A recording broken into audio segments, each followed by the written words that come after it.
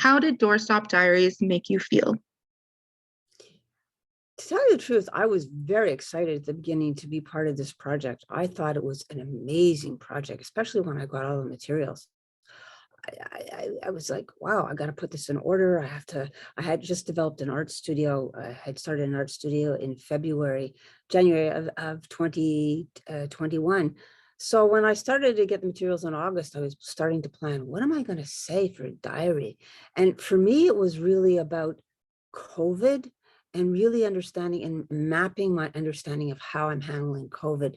I didn't really see it as an extension of my life, because the first thing we got hit with was a portrait of myself. And I'm going, oh, all right, okay.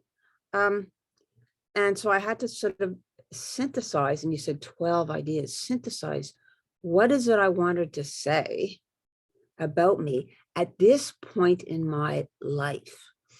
Only later on did I go back and examine how I saw my life. So one of the first things that I did is I did a portrait of me. Okay, my portrait was me in Paris as me as an artist. Okay, so, and it was collage making, and collage making wasn't my thing. So when I looked at all the instructions and everything, I thought to myself, okay, I can't wait till comics and hand lettering. I do calligraphy, no problem. So, and I was doing Zentangle, I was learning Zentangle at that time. So I was kind of going, okay, let's just suffer with collage, which was an obstacle. But, you know, there were times when there were topics that made me feel very sad, okay? By that I meant, you know, looking back at some anxious, let's put it that way.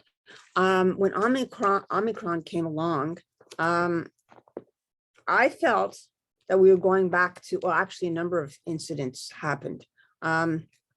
We had to get another certification. We had to get another dose all of a sudden. I had weird weeks trying to find the third dose. But other things happened too, where, you know, it was the unexpected that happened. I think this is a perfect example of what's happening today. The world is upside down. I actually wanted to resubmit it because I think that's what's happened. But Omicron made me nervous all over again. And so I wanted to make that statement. But I really enjoyed every single time you had a prompt. Oh, it was like, oh, good, I get 3 ideas to do. This is great. Oh, what fun. And so for me, it was, how am I going to plan this whole thing? So I actually, right at the very beginning, I wrote about 40 ideas. And each month I would write 12 ideas. And I accomplished pretty much what I wanted when I wrote what I wrote. In fact, by the end of it, I didn't expect February. I was done by middle of January, and it was like, we have another month. Oh no. Oh God, how am I going to last? And I did, and I managed to, because I was taking other art classes. And so I submitted a lot of my artwork, my watercolors and stuff, and a lot of the doodles. And I thought that was perfectly fine because I actually managed to fit in everything to what I wanted to say. Okay. The unexpected was what happened the last week. I totally did not expect, none of us, what would happen with Ukraine. I'm wearing Ukrainian colors. My grandfather comes from Ukraine. I don't know anything about it, but you know, it's like I gave the diary away, and 2 days later, there was a war, and I didn't really get a chance to really comment on that. And I hope you do get a chance to. And this is my feeling: you get a chance. And I did send it to the Doorstep Facebook. I hope you get a chance to post that at some point. Okay, because I really feel we have to say something. Anyhow, so I had all kinds of feelings up and down, but I was really always excited. Every single time it was a new learning experience. It was like, oh, good, fun, let's go for it. So that's how I felt overall. Amazing, Ava. Thank you. What was something that you took away from Doorstop Diaries that you're excited to use going forward? So what happened was I knew it was coming to an end. And I thought to myself, why didn't I start my own diary? And I've been doing written diaries, but I decided I'm not going to get into some of the miserable stuff that I've done because there's stuff to do with, oh dear, let me do something I'll show you that was kind of like typical of what I'm doing. Michael's, I got what I would do is a comic thing where I got a gift certificate for $100, and I went off and I bought something at Hudson Bay, and I did this drawing for Zoom, which it was an online Zoom, and it became the goodbye for the It's Been a Hoot, one of the last images that I did. So I started to do that. I've been feeling really good that I'm doing a visual diary. So I'm deciding that, maybe it's not such a bad idea that I do comics. And here's the owl that I did, and it's okay. And that's what I'm doing now. So I'm looking forward to that. One of the things is that I do have these comic skills, and I do have an Instagram account. And people are commenting about all the posts. I've been getting more people going to my Instagram. I'm really surprised, and comments. So it's been a very interesting experience going forward.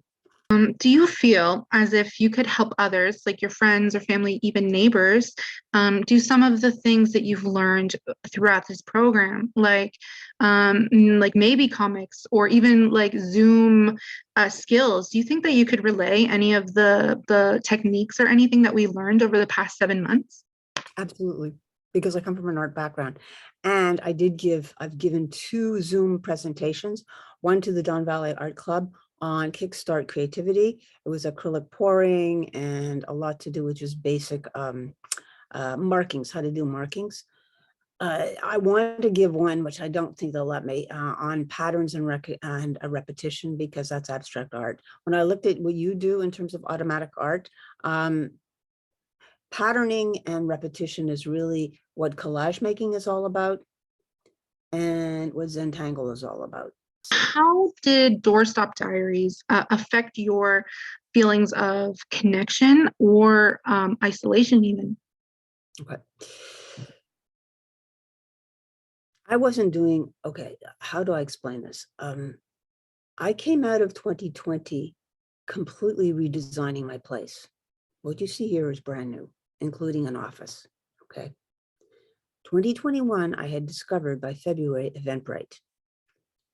So all of a sudden I started to connect to people online. Okay. So Mondays and Wednesdays, and then it became only Mondays, I would have these art therapy sessions, basically around resilience, coping skills, and they kind of helped me rethink, which is why I ended up with this visual diary, exactly how am I coping? So on top of that layer was Doorstop Diaries doing prompts. So they layered each other. Okay, I can't really separate one from the other. But what I discovered was an incredible group of women who were so talented. At some points, I was so envious of their level of a talent and ideas that it was so inspiring. That was my level of connection. And even those who didn't submit later on and will see their work, which I felt kind of sad about, will be surprised to see their work and to see the kinds of ideas that came out of Doorstep Diaries. The isolation part is, and I have to say this, I'm really glad that we're getting back into doing community recreation now, because I have plans to do swimming across the street and everything. But what happened is there were really times when I was alone, just on Zoom, minding, doing my stuff, preparing things, having that one time, once a month, looking forward to it. But really looking also forward to seeing what other people were saying and doing on the Facebook group. So that really helped for the connection. But the isolation really is forcing myself to really communicate with other people. And I'm an introvert, so it's not always so easy to do that. But I think I've learned to do that and to share. And so it really is about sharing and, getting out, forcing yourself to get out. Why is public art important? I applaud you that you asked that question. So I'm going to give you a little history of me, okay? I have been involved in, and when I say public art, I say that in a general way, rather than just displaying art. It's being accessible to the public. So I've been involved in, when I was in London, Ontario, with a group that had, it was kind of like the circus. sort of say, where they'd have different activities. I was with the circus group, and I did clay work because at that point I was doing clay, and I was offering clay to the public. And I was in a tent. And for me, it was, teaching everybody, particularly young children from the schools, to work with the clay.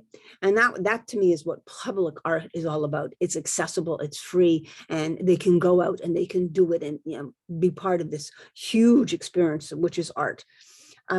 That's one experience. The other one, and I have been involved with a community gallery in a mall. Of course, this doesn't exist anymore, but it was in the Galleria Mall in London, Ontario.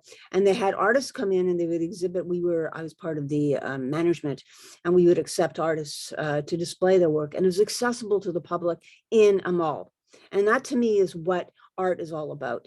The other thing is that I have been involved with Doorstop Open Doors, where we did one experience where we would go and we would walk with the public to graffiti, walls of graffiti, so they could see how art is out there on the streets of Toronto. And which is why I support Bensky and his work, because let's face it, that's open art. So I think the idea of public art, public exposure to art is very important to, it goes beyond the walls of academia. Let's put it that way. Having studied art history, this is the way art should be for everybody.